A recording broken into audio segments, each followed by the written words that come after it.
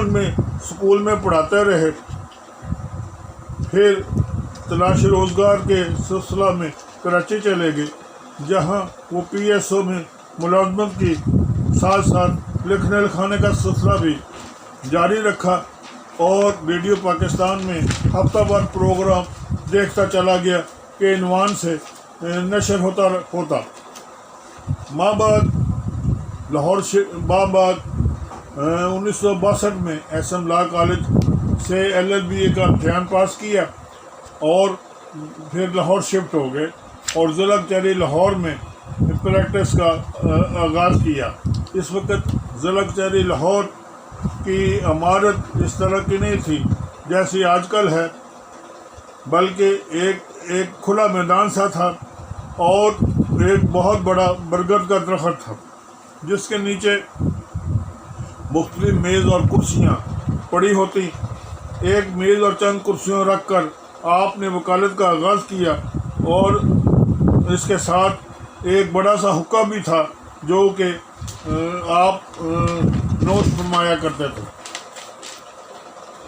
اسی خالی جگہ تھی وہاں بعد میں ایک ہال تعمیر کیا گیا جس کا نام آپ کی خدمات کے صلہ میں باج بحال رکھا گیا.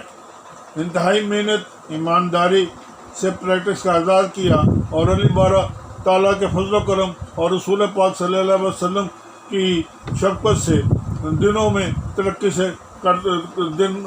کرتے گئے اور تھوڑے ہی عرصہ میں ان کا شمار ملک کے مشہور وکلاء میں ہونے لگا.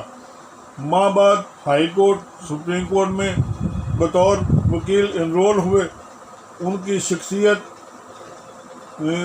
کے مختلف پہلو ہیں: وکالت، سیاست، ادیب، شاعر اور ایک شفیق باپ. مختلف موضوع پر اخبارات میں ہفتہ وار مضمون لکھتے رہے جو نوائب جنگ، خبریں اور دیگر رسائل میں چھپتے رہے. شورش